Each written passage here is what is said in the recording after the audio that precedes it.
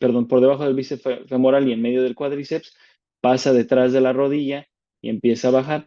Esta es la parte más complicada, en realidad, identificar el nervio. Suena bastante fácil, aquí en los dibujos se ve súper obvio, pero a la hora de tener el perro ahí es bastante difícil.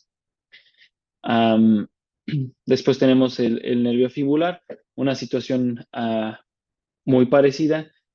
La única diferencia o la parte más importante, como pueden ver, el más proximal es el mismo porque es la rama común del ciático, pero entre más distal nos vamos, más se abren esas ramas. Entonces aquí vamos un poquito más a la parte craneal del miembro, al contrario de la caudal cuando estábamos viendo la parte tibial de este nervio, ¿ok? Pero aquí están aquí está el posicionamiento de los electrodos. Ahora tenemos el nervio ulnar. El nervio ulnar es un poco más hacia medial del miembro. Entonces siempre va a ser ulnar es más medial, después mediano y después radial es el más lateral. Entonces aquí tenemos cómo se posicionan los electrodos. De nuevo, el de grabación va en el músculo interóseo, en esa parte de los metacarpos, ¿ok? Ahí tenemos la representación gráfica, nervio mediano, aquí lo tenemos. El nervio radial, que quizás sea podría decirse el más fácil de obtener en la parte de los miembros torácicos, quizás un poquito más fácil de obtener, pero bueno, ¿ok? Listo, espero que les sirva esto un poquito de repaso. Entonces, de nuevo, aquí tenemos el nervio ulnar, un poquito más hacia medial, mediano, y el radial, que es la parte más lateral, ¿ok? ¿Cómo vamos a calcular esa velocidad de conducción del nervio motor? La fórmula es muy sencilla. Todo el mundo llevó en algún momento física, les gustara o no les gustara, en el bachillerato, preparatoria, en donde sea, pero así es la fórmula de la velocidad. En realidad es distancia sobre tiempo. Entonces lo que vamos a encontrar es la distancia, es decir, cuántos milímetros hay de aquí a aquí del punto de estimulación 1 al punto de estimulación 2, porque si no tenemos dos puntos no se puede calcular una velocidad. ¿Cómo sabemos la velocidad de punto A? No lo sabemos si no tenemos un punto B con que comparar. Y después tenemos la latencia próxima y la latencia distal, es decir, cuánto tiempo tomó esta onda de la parte proximal y cuánto tiempo tardó la onda de la parte más distal. Y de ahí se subtrae y de ahí se divide bueno, la distancia lo divide la latencia. Es una cuestión de física muy básica. ¿Por qué la parte proximal tarda más? Es meramente una cuestión física y, si ustedes quieren, también aritmética. Están ustedes grabando en esta parte aquí donde dice activo o de grabación o recording, es lo mismo. Tan solo porque la distancia es mayor de la parte proximal a donde está grabando, el tiempo que se va a tardar nosotros en registrarlo pues es mayor porque la distancia que tiene que recorrer ese estímulo es mayor que cuando lo vemos en la parte distal. ¿Ok? Es relativamente sencillo de entender esa parte. Ahora vamos a ver un ejemplo de cómo se ve ese estudio. Vamos a tener aquí el sitio número 1, que probablemente sea el más distal. Tenemos aquí el estímulo del artefacto de estimulación pequeñito aquí. Después tenemos una deflexión negativa y después positiva. Esto corresponde 100% con lo que esperaríamos en esta prueba de conducción. Después nos vamos a un sitio intermedio y después al sitio más proximal.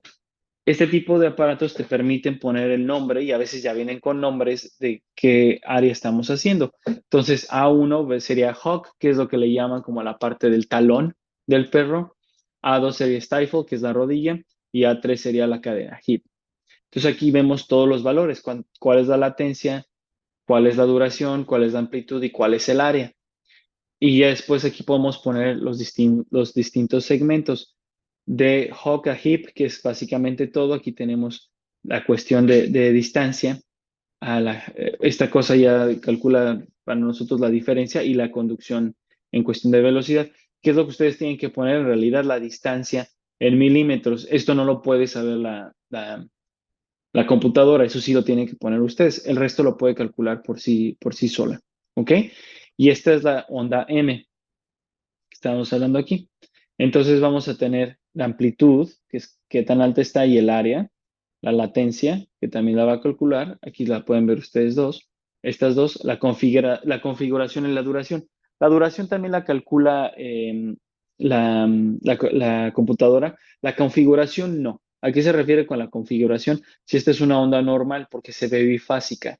Esto es normal, lo dijimos desde el principio. Este es un tipo de onda que es normal. Tiene que ser bifásica, no trifásica o monofásica. ¿Ok?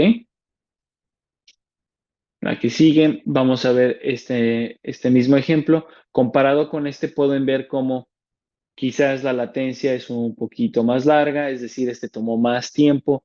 Pueden ver cómo el área probablemente sea menor y cómo entre más proximal nos vamos, también la amplitud disminuye, cosa que no sucedía en este estudio de acá. Entonces, probablemente este perro sí tenga una enfermedad. Si fuéramos a comparar los valores, por ejemplo, veamos de Hawk, bueno, el que es completo, de Hawk a Hip, aquí dice 67 metros por segundo, vamos a ver cuánto era acá, 68. De hecho es muy parecido, entonces quizás la velocidad no esté alterada, pero quizás la parte de la amplitud o del área sí lo esté. Am, pero bueno, esa es una discusión para otro momento. Este es el mismo tipo de estudios en que se va a hacer en la parte torácica. Muy similar. Vamos a ver el carpo, aquí está, y la parte del codo. Y aquí vamos a ver cómo se van a calcular este tipo de respuestas. Los mismos datos. Cuestión del análisis de la onda. Es importante comparar con un miembro normal del mismo animal. Es decir, si sabemos que un miembro está afectado, hagamos los dos para ver cuál es la comparación. Sin embargo, si ese perro de manera clínica, y recuerden, ninguna de esas pruebas sustituye su examen eh, neurológico, si en alguna de estos, si clínicamente el perro parece estar más afectado de un lado que del otro, entonces vale la pena compararlo, pero si está igualmente afectado en los cuatro miembros, pues quizás no haya tanto valor de hacer eso. La morfología debe ser similar entre la onda proximal y la onda distal. Lógicamente es el mismo tipo de respuesta. La dispersión temporal fisiológica, ese es un concepto que ahora un poquito más adelante les voy a explicar. La onda proximal tiene mayor duración y de menor amplitud que el estímulo distal. Eso de nuevo tiene lógica, es una cuestión de dónde estamos haciendo la estimulación y hasta dónde se está haciendo la grabación. Si estuviera más cerquita, bueno, la distancia es más corta, por lo tanto la velocidad y la duración es diferente. La amplitud proximal, o sea, más cercana hacia la columna, refleja mejor el número de acciones funcionales. Am, recuerden que también hay un concepto de degeneración valeriana y normalmente si la acción se rompe en una parte, siempre va a haber un tipo de necrosis retrógrada que sube hacia el soma. Entonces, la parte proximal es un poquito más representativa de qué axones son los que están funcionales. La parte distal a veces toma más tiempo en estar dañada. Am, Análisis de la onda. Tres tipos básicos de lesión. Aquí ya entramos con la parte de aplicación de esta prueba un poquito más. ¿Qué es lo que podemos ver? Reducción en la amplitud, incremento en la latencia y respuesta ausente, que sería lo peor, ¿no? Entonces ahorita vamos a ver los ejemplos por acá. Reducción en la amplitud quiere decir que la amplitud es un poquito más pequeñita. Incremento en la latencia es básicamente el ejemplo que aquí está en verde. Vean cómo se está comparado con lo que es normal, se está tardando más. Y ausente, pues bueno, no hay mucho que discutir en ese, es obvio. En la reducción en la amplitud, eso quiere decir que esta onda, la latencia es normal, pero quizás qué tan alto va cambia. Esta parte es importante que la sepan porque va a haber una diferenciación o podemos hacer una ligera diferenciación entre lo que se consideraría una enfermedad axonal y una enfermedad de mielina. Cuando tenemos axones dañados, pero la mielina de otros axones sigue estando funcional, cuando la mielina no es el problema, la velocidad va a ser relativamente la misma, porque recuerden que la mielina ayuda a esa conducción nerviosa. Entonces, mientras la mielina esté intacta, probablemente la latencia sea la misma. Pero si cambia la amplitud, Recuerden que amplitud y también el área, o sea, ambas, evalúan la cantidad de axones o la cantidad de neuronas que tenemos. Entonces, cuando la amplitud disminuye, también el área va a disminuir y eso significa que hay menos axones viables. Quizás no sé, por poner un número, los 5 axones que tengamos conduzcan muy bien, entonces la latencia va a ser perfecta, pero 5 es la mitad de lo que esa parte debería tener. Un número imaginario debería tener 10, tiene solamente 5, la amplitud va a estar reducida, aunque la latencia sea normal. Normalmente indica una enfermedad axonal, como dije aquí, también puede ser un daño leve, pero ya, eso es básicamente lo que ustedes tienen que entender de esta parte. En la reducción de la amplitud también hay un bloqueo de conducción. Am, Esto puede ocurrir cuando la disminución de la amplitud es de más del 50%. Ahí se puede ver una desmielinización severa, que aunque ya les dije anteriormente, cuando es muy severa sí se puede bloquear completamente, o cuando hay neuropraxia o axonotmesis. Aquí lo tenemos. Am, Listo. Reducción, la dispersión temporal patológica. Recuerden cómo vimos en bueno, les comenté anteriormente lo que es la dispersión temporal fisiológica. Eso quiere decir que, de nuevo, la onda distal va a ser un poquito más rápida que la onda proximal y también va a tener un poco de mejor amplitud que la onda proximal. Cuando ya se vuelve patológico es cuando esta diferencia es muy, muy significativa. Entonces va a haber un incremento en los tiempos de conducción en los diferentes nervios. La onda se va a volver polimórfica, entonces podemos tener, esta no es polimórfica la que tenemos aquí, pero la pueden ver en otro ejemplo que tengo, pero tiene más de un pico y un valle, tenemos más de eso. Y hay un incremento en la duración del CMAP, es decir, recuerden cómo el otro era un poquito más pequeñito, en este se ve muchísimo más amplio. Esto es porque va a haber una diferencia. Recuerden cómo les dije, las fibras de velocidad mediana y de velocidad lenta a veces no se ven porque esa onda de las rápidas como que las cubren, no las deja ver. En este caso, como las rápidas quizás estén afectadas por la falta de mielina, entonces las lentas sí las vamos a empezar a ver porque ya no están bloqueadas por las rápidas. Y listo, eso es como lo más importante de la reducción en la amplitud. Incremento en la latencia. Esta sí puede ocurrir en axonopatías donde se pierden solamente las fibras rápidas, pero es más común, mucho más común en la desmielinización. Entonces, de nuevo, para no confundirlos, sepan que pueden pasar, este tipo de cambios pueden pasar en los dos tipos de enfermedades, pero una reducción en la amplitud mucho más sugerente de axonopatía, un incremento en la latencia mucho más sugerente de desmielinización. ¿Ok? No todas las neuropatías periféricas resultan en una reducción de la latencia. Como lo dijimos anteriormente, si están afectando el axón, quizás la latencia no esté afectada. Pero bueno, esta parte es relativamente simple de entender porque ese axón que tiene la mielina no está conduciendo a la velocidad que debería, entonces tarda más en ver esa respuesta. Y una respuesta ausente, que no necesito ponerles un esquema, es simplemente una línea plana, normalmente se debe a un tipo de daño más severo. Cuando estamos hablando de daños al nervio periférico, el daño se puede dividir en 3 categorías dependiendo de qué tan severo sea el daño y qué tipo de estructura sea dañada en esa neurona. La neuropraxia es la interrupción o pérdida de la conducción sin dañar la estructura del axón. Esa recuperación es relativamente rápida, de días a meses. Probablemente a todo el mundo le ha pasado o ha visto o ha escuchado la historia de una vacunación de un perro que se le pone intramuscular y el perro está cojeando y no le duele o a veces arrastra esa pata. En cuestión de un par de semanas se recupera. Normalmente es una neuropraxia. Axonotmesis es una interrupción en la continuidad del axón que conlleva la degeneración valeriana, de nuevo, cuando se destruye una parte y la otra. Aún se puede recuperar. ¿Por qué? Porque la parte de las células que están dando soporte y que le dan estructura a ese axón continúan ahí, entonces se puede reparar de manera más sencilla. Aparte de que no todas las células de Schwann necesariamente se dañan, ese tejido conectivo quizás siga parcialmente intacto o, bueno, no completamente dañado. Y sí se puede recuperar y la recuperación puede tardar de meses a años. Para que lo tengan como dato curioso, el axón tiende a recuperarse de 1 a 4 milímetros por día. Entonces, asumiendo que ese perro tiene un daño en una parte específica de ese miembro, si medimos cuál es la distancia, pues quizás podamos tener una idea de cuánto tiempo le podría tomar recuperar esa parte del nervio o de la función. No es una cosa que sea 100% confiable, pero bueno, tienen una idea o le pueden dar una idea al propietario.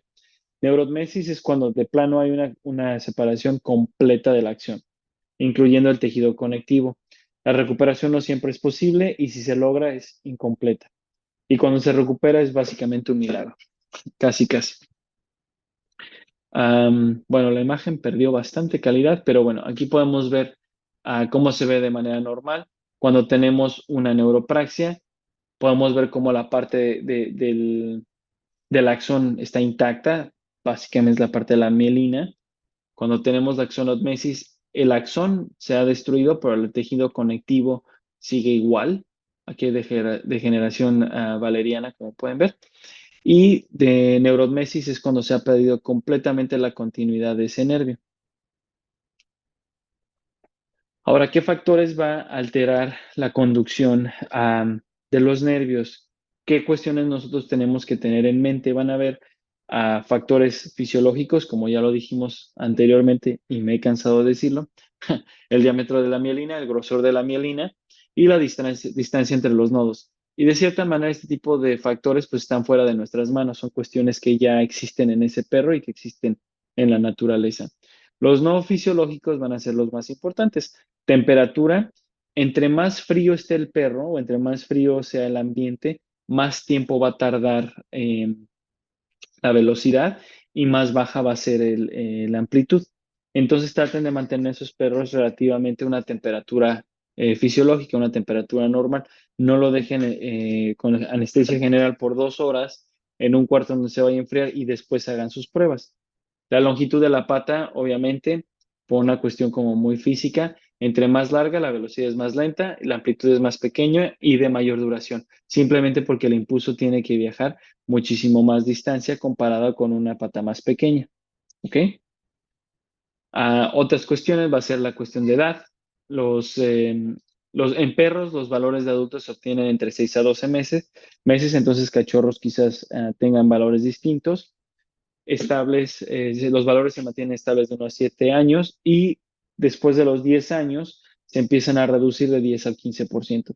En realidad, después de los 7 años se empiezan a reducir, pero la reducción es un poquito más, o bueno, se ha cuantificado cuando es a los 10 años. Ahí ya se habrá reducido de 10 a 15% los valores que encontremos. Los gatos maduran un poco más rápido, los valores de adultos se obtienen a los 3 meses y se mantienen estables hasta los 10 años. Les dejo estas tablas con básicamente los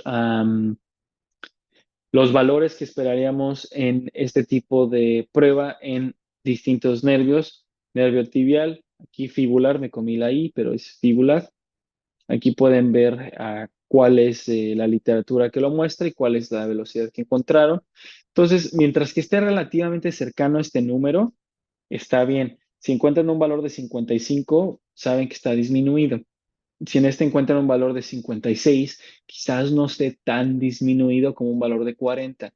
Entonces recuerden, estos valores son importantes como una guía, pero no siempre tomen específicamente el valor de 60 como si es más de 60 o es menos de 60. Hay perros que clínicamente están afectados y dan un valor de 60, que en teoría está dentro de los parámetros que este autor está describiendo, pero clínicamente está afectado. Entonces, probablemente para ese perro 60 metros sobre segundo no sea normal. Nervio ulnar, como pueden ver, es uno popular porque hay bastante literatura al respecto. Nervio mediano, nervio radial, otros parámetros de interés para ustedes, ya los pueden encontrar. Todas estas tablas son del CUDON, del Manual de Electrodiagnóstico, entonces por si lo quieren en algún momento, si tienen el libro, lo pueden obtener. Aquí tenemos nervio fibular, nervio ulnar. Para que vean, incluso se puede hacer el nervio laríngeo recurrente para todos esos perros que tienen parálisis laringea, también se puede evaluar. Aquí está cómo se hace, aquí están los valores.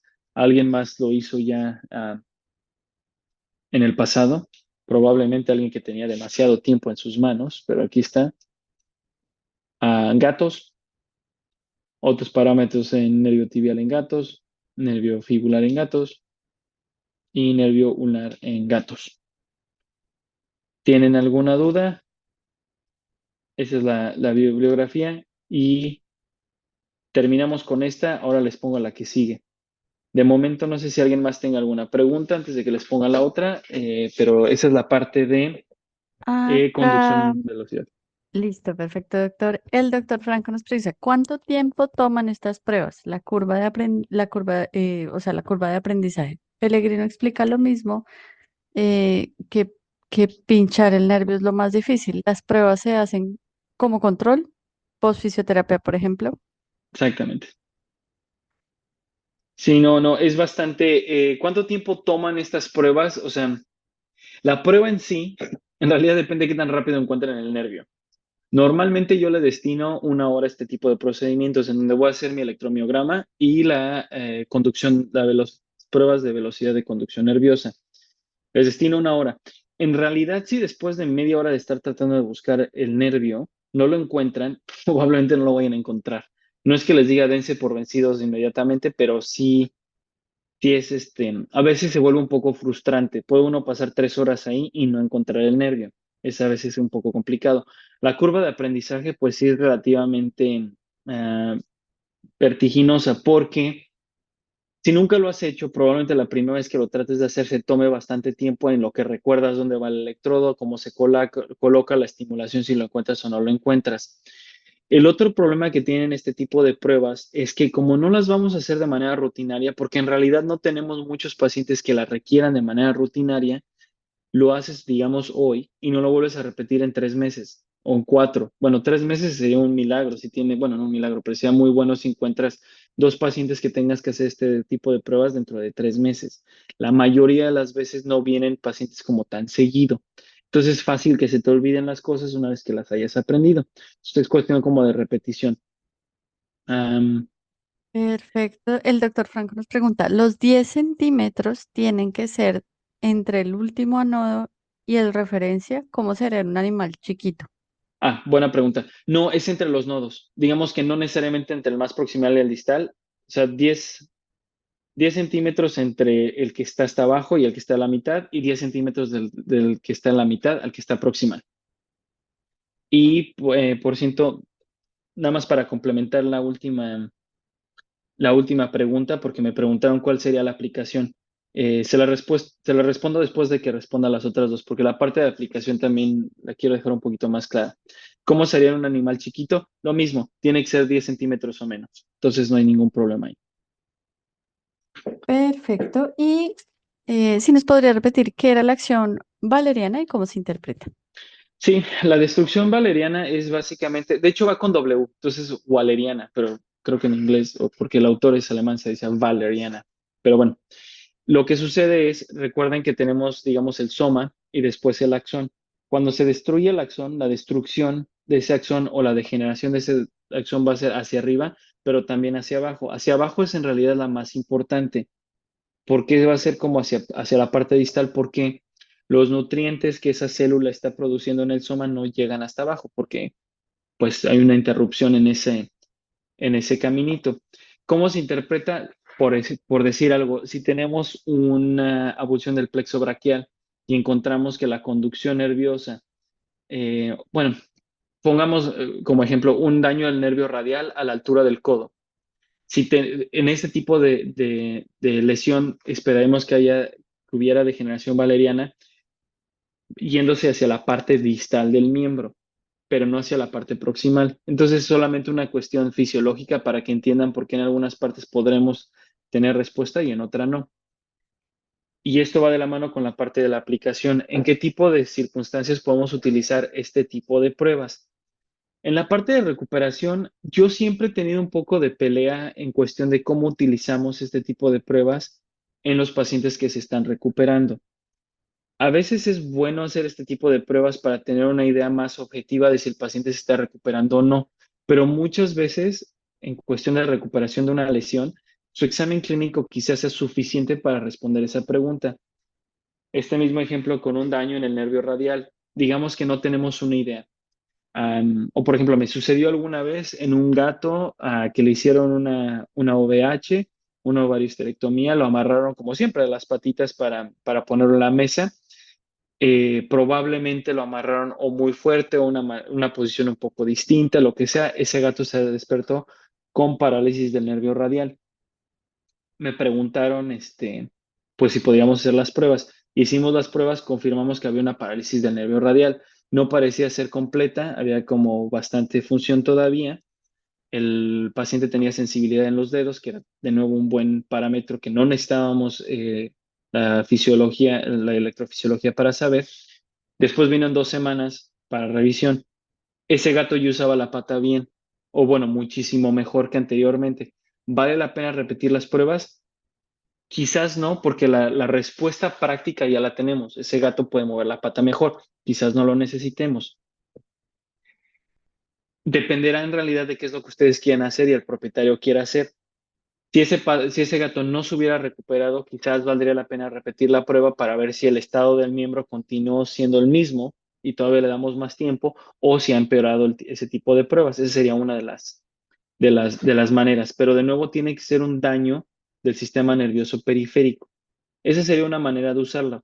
Lo más común que hacemos para este tipo de pruebas es cuando estamos sospechando una prueba que es del sistema nervioso periférico.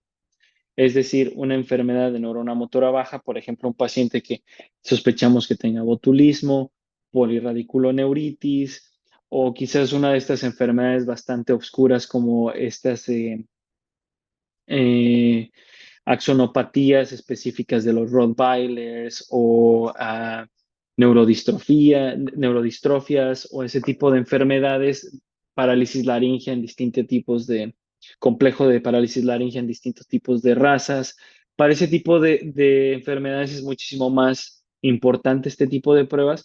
¿Por qué? Porque sospechamos de un sistema nervioso periférico afectado para el cual las modalidades de imagen que utilizamos no nos van a dar ninguna información, pero aquí sí nos va a dar una información de quizás si es más una axonopatía o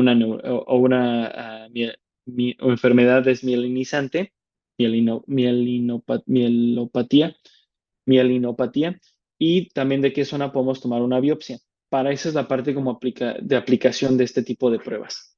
Espero que eso les haya quedado un poquito más claro en cómo lo utilizamos. Normalmente pongo aplicación de la prueba, pero en esta presentación de hecho no lo puse.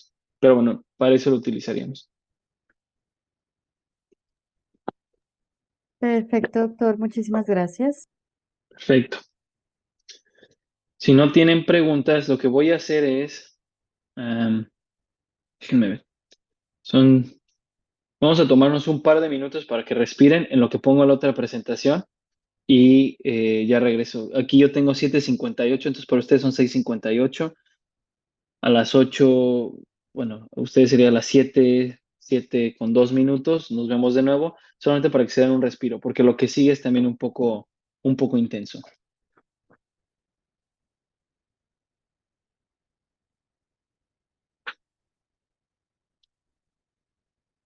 Listo. Mientras yo voy preparando mi presentación, Catalina. Perfecto.